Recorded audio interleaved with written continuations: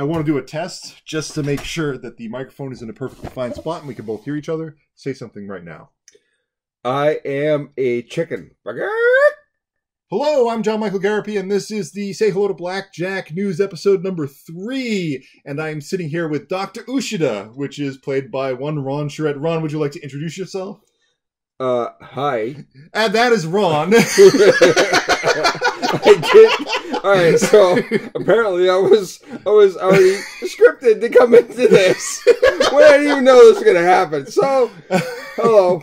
Hello, we're talking here today because it's been a long time since we talked last time. I thought that I would have the podcast. I thought I would have season 2 ready by sometime in the summer. Is the last thing I said. I was horribly wrong. We're sitting here in October, and unfortunately, while I am still working on the on season 2, I have been diligently working straight. But here's the thing: is that I presumed that with time, I would become faster at putting this together. And that has become untrue. I am just as fast as I was in season 1. I'm just better at my job. That's all. I would not. You wouldn't because you're not there watching me, actually. No, but being here in the studio, dealing with these obstacles, I can see why it's so difficult. Yeah. Ron just recorded a few lines for us. Dr. Ushida comes back for a couple of lines in season 2, and a few other lines for some other surgeons that I ended up meeting. By the way, Ushida is a lot less stressed these days, which is a nice thing.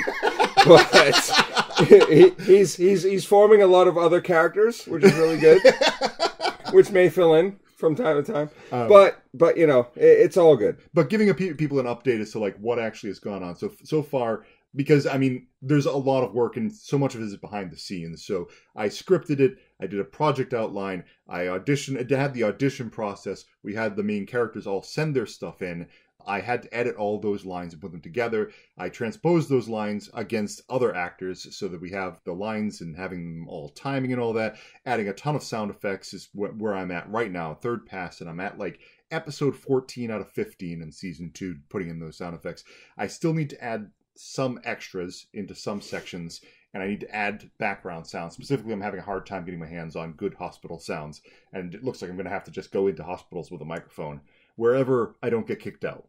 That's actually the problem. I don't know how to... This is also another problem, is it's tough to find good background from a hospital that doesn't make it sound like you're in an insane emergency ward. You know what I mean? Because most hospitals are really quiet, to be honest with you. Well, if you had asked me, 8 months earlier, I probably could have, give you some ideas. I mean, yeah.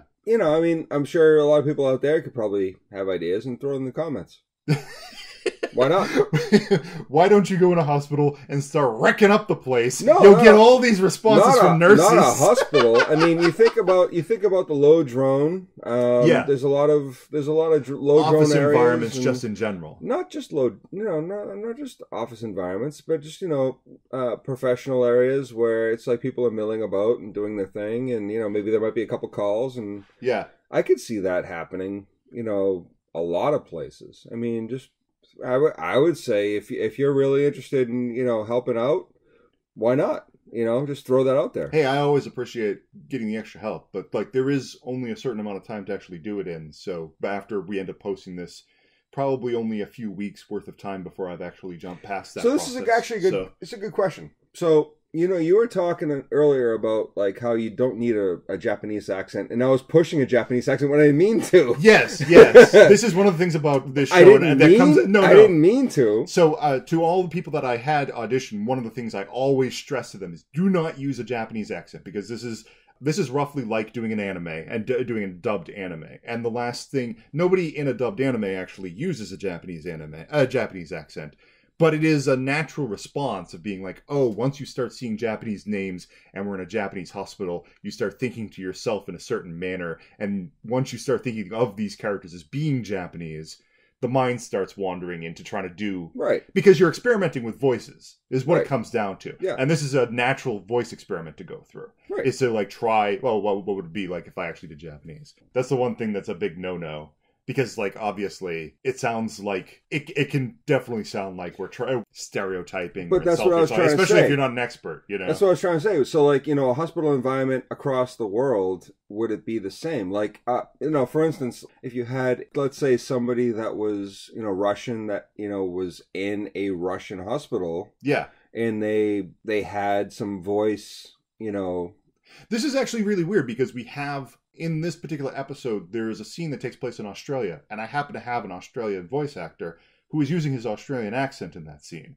It's really kind of funny. We are not using the Japanese accents, but as soon as we pull to Australia, the Australian accent is fine.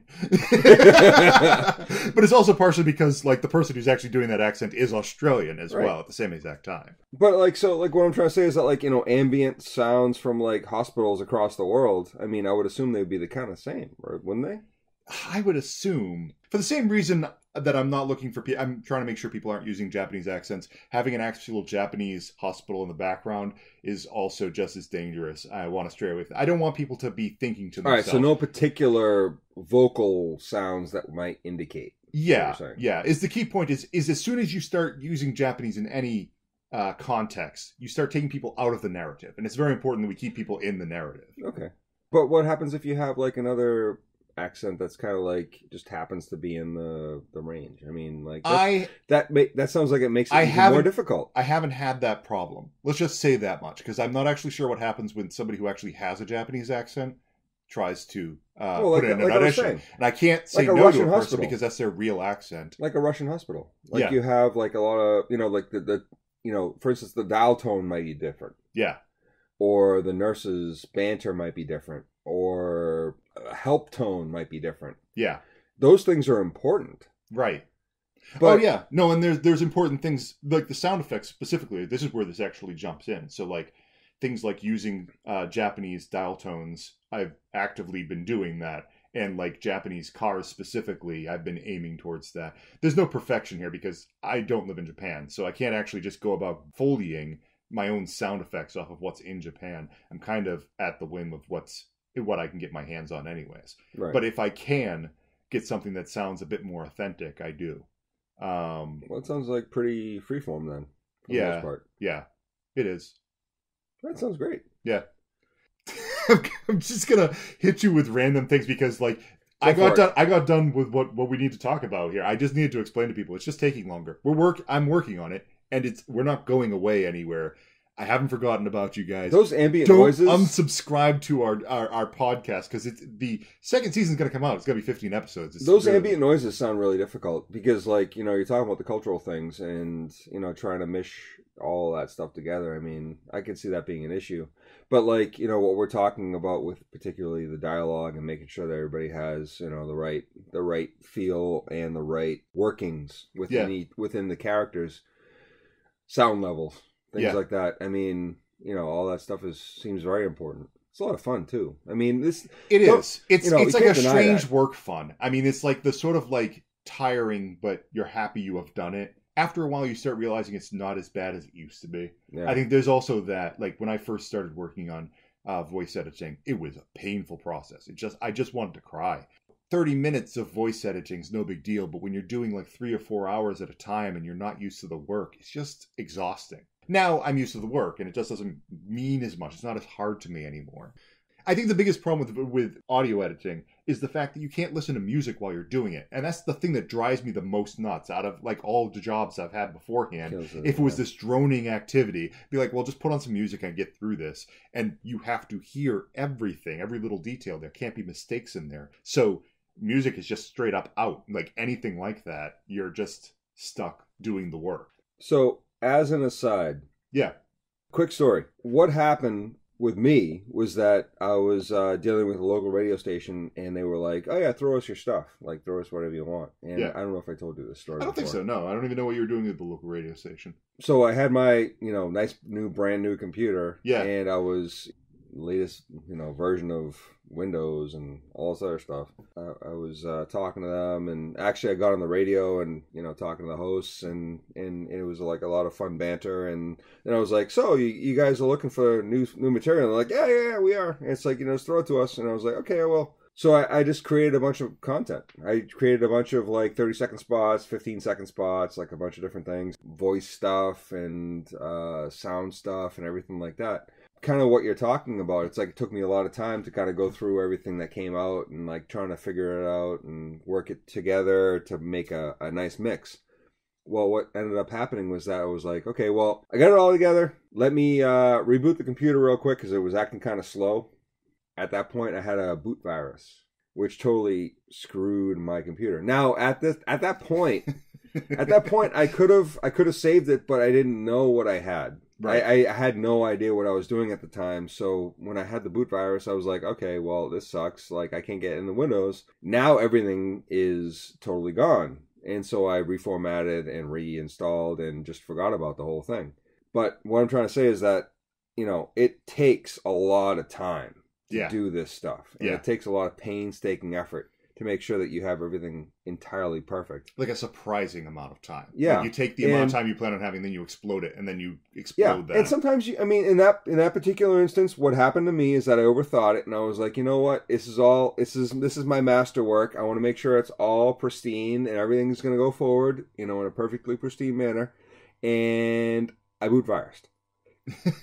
That does not happen to everybody. Yeah. I literally never shut down my computer. I don't know how long. It probably was months or years. I have no idea. I have no concept of when I ever shut down my computer last. And I never even thought about that being a concept. Even before I even thought about zipping it up, I was like, I'm just going to reboot. Yeah. For no reason whatsoever. Because my computer's acting a little slow. That was literally my legitimate concern. It's acting a little slow. So the moral of the story is, if you feel like rebooting your computer for no reason whatsoever, there's no moral. There's no moral. Through. There's no moral. I'm just saying it takes a lot of time to do what you want to do. Yeah. And if it fucks up, then it's on you, and you go forward and you just get it done. I got a question for you. In threat of making this audio news episode last a full 3 hours, do you want to talk about what you've been doing with greens out of microgreens? No, nothing. Not even want to advertise or anything like that? Nothing. It's funny, we just had maybe an hour's worth of conversation about it. I think I drained it all out of you in the process. Probably. All right. Then if you don't want to talk about that, I've got something else for you. There are a couple YouTube episodes which you could probably, catch up on. Something else I've been working on the aside. One of the reasons why I don't want this to actually be a reason why this has been taking me so much time. But popcorn roulette has been taking over a good chunk of popcorn roulette is not. It's not a reason. It's not a good. It's a beautiful thing. Yeah. I mean, here's the thing: is I try to take my popcorn because I work as a security guard. And then I do my editing while I'm doing security work. So popcorn roulette, because I did not want this to infringe on Say Hello to Blackjack, I made sure that all the editing for popcorn roulette was always outside of work, so that it was separated. But I started doing a movie night to advertise popcorn roulette, and there's only so much time in the day, and the movies need to drop. And all this managing work to get that movie time in kind of started cutting into Say Hello to Blackjack's time. So as I keep taking on these, what seem like simple projects, Popcorn Roulette originally started off as this simple project. Oh, HC Media, they're going to sit me down in front of a camera and I just talk to somebody for 30 minutes about movies. How hard could that be? And here I am editing these episodes, and they're taking me hours and hours of my time to get this stuff done. And then you're editing I'm editing them because I don't want the people at HC Media are great people. They do great job editing, but the type of editing that I want to do, where I'm putting up still images of the movies we're talking about over 2/3 of the episode, they wouldn't have time to do all of this sort of work. I'm super happy that public access exists and is able to take care of shows like this. I just want to level above that. Well, not even that, but you're doing local content. Yeah. So, I mean, it's not just, you're not just doing global content, you're doing local content. Being inside the public access station, I think a lot of people can't say that. This is one of the things that I don't think many people understand this, because I certainly didn't understand this, is what I had access to at my local public access television station. They are willing to do all this work for me and put together a show. I put it on Haverhill Public Access, but then I take the same damn MP4 and I put it on my YouTube channel. They just did my work for me. And if all I really wanted was to just cut and dried, let's get together, record this, and then drop it right online, then it's just free work. As it is, it's already free work. They have a person in the sound booth taking care of that. They're doing cut editing while I'm actually talking to people. There's a tremendous amount of work that HC Media is doing for me. This is stuff that I struggled to work on beforehand. Like, how do I actually produce videos? Because one camera or multiple camera setup, requires so much. I didn't know that at all. I thought, I thought it was just like playing a movie and that was it. But I mean, so that was one of the things that, I mean, I consume. Yeah, for our audience, Ron's been on an episode of Popcorn Roulette. He was on the Fifth Element. We actually talked about the Fifth Element, so you got a chance to see what it was like on the inside in the process. Yeah, I did. At HC, and I was also featured for various other reasons. Oh, you're right. later. The Haverhill actually. News episodes picked you up because of the Greens thing. Yeah. What I'm trying to say is that I didn't really think about the internet content aspect of things. Blackjack is really one of those aspects that is global. Yeah. I mean, everybody loves that. I appreciate that from everybody, to tell you the truth. Whoever you are, wherever you are. I mean, that's one of the things about, like, one of the nice things about working with the internet, just in general. We're of the age where this still blows our mind. We're both in our early 40s. You know what I mean? Like, yeah, but we're the idea of an international community coming together and making something. With Say Hello to Blackjack, I have this cast coming on season 2 where I put out the auditions and people sent me stuff, and I've got stuff from people from England, from Australia, from. I know it sounds silly to be like, from Maryland, woo, but like, that's crazy to me because we would never even communicate with people outside of New England. It'd be like, can you get to the our studio? Friends. Can our friends make this do something? Series go? Yeah. I mean, that's... a lot of the things that me and John would do, like, for the past, like, let's say 30 years, would be like, what do you want to do? I don't know. What do you want to do? And it was back and forth, back and forth. So, I mean, the fact that he has motion... the fact that John has motion on this stuff, I mean, I'm really happy to support that and be here for him. And it's like, it's one of those things where it's a lot of fun, too. And I really appreciate that. Yeah. I mean, so seeing all this stuff go forward, it's like all the best. So when we're talking about all these different things, this is not just local, but also global. It's really cool. But at the same time, we want you guys to be here, too. Yeah. I mean, we are here in Haverhill, Massachusetts. We certainly are. Yeah. I cannot deny that. We have a lot of stuff going on here. So as much as we are social, and global, we're trying to be local too. It's an interesting area to live in because we're to drive. We're about like 40 minutes north of Boston, which puts us in like near big town area, but also this city has farms. It's a strange mix where we are. But we have an overgrown airport. Where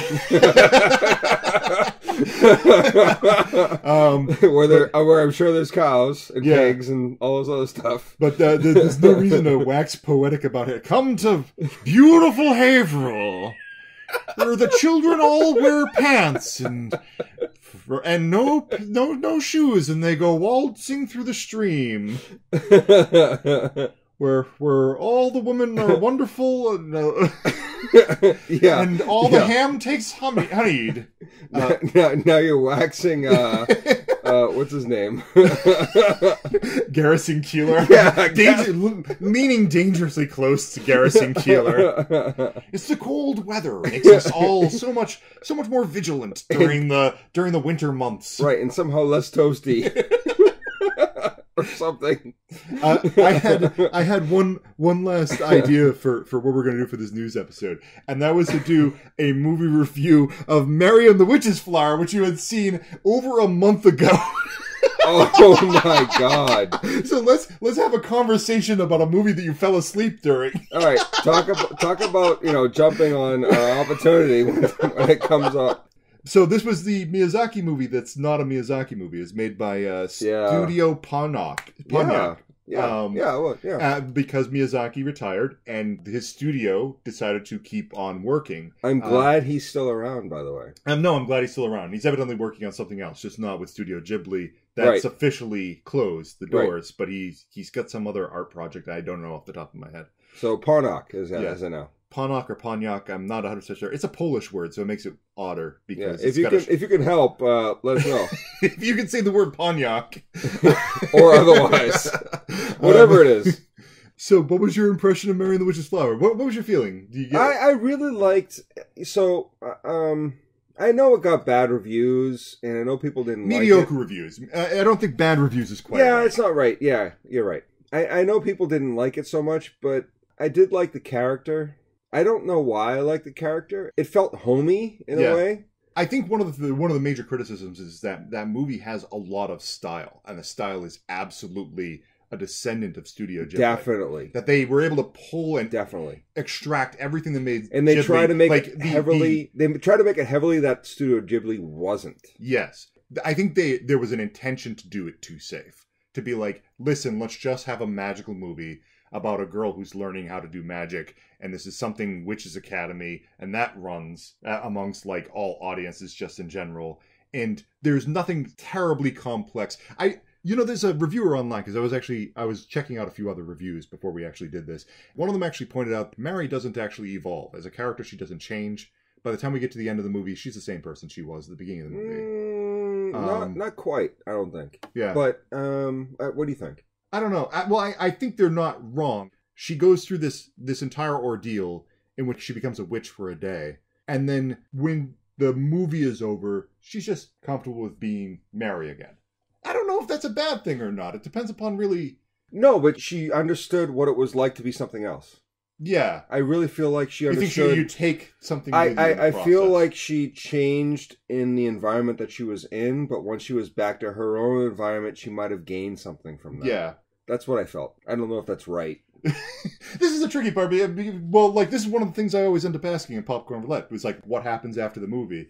It's totally subjective. It almost always drags people's personalities out of them. I think she becomes a better person, regardless. I think she does, because she has a different perspective. And I think she gains that into her person. She is in her same environment. She has her same cat. She goes through her life, and she's doing her thing, but like I really think that that this is a changing force that like makes it's her... not changing force. Yeah. No, it's not so much a changing force, but she just understands where it's gonna go, and she has more of a knowledge. Is that gonna take her to a step beyond, where she is? Probably not. Yeah. But I mean, is that gonna help her in where she is? Yeah, it is. Yeah. Can it help her into her next stage? Probably.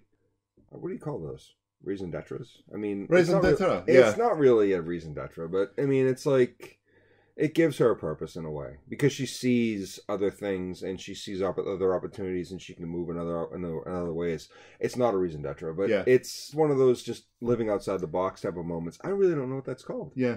So the reviews that come back in general have been like positive. We're happy that Studio Pontiac is here and doing what they're doing. This movie is beautiful. We're not so big on the plot, and in the process, we end up with mediocre reviews.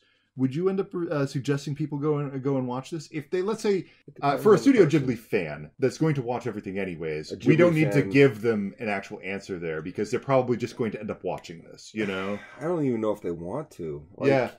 It's so... Let's pull away from the Studio Ghibli fans. A Ghibli fan with a daughter or a son, I think they would probably want to see this movie with their daughter or son. I really do. I think it's a really good movie to it's a good expose them to, your love. What you see is a really good exposure to animation and things like that. So it's a really good, venue. What works for kids sometimes doesn't work for adults. No, it's very much a kids movie in my opinion. Yeah, that's actually I don't disagree with you there, because I think that when as adults we dig in harder to actually figure out what's going on. If we pull out and we just look at it from the view of a child, it's a great movie. Harry Potter from A to B. I mean, there's a lot of things in there that are just Harry Potter in the way. I mean, they clearly were. As an adult, you're just going to get ruined. You're going to look at it and be like, "Oh, that's fucking." I've seen this before. Yeah, that's Harry Potter. Really funny because the original. It's from before that. It's from a 1970s way book before by the name of Mary and the Witch's Broom or something like that. So it's originally from a children's book from the 70s. But I'm not saying it's a good or a bad thing. I'm just saying it's that's the way people are going to take it, in my opinion. I mean, I could be wrong, and you could tell me. I mean, I don't mind. Okay, well, let's set that aside.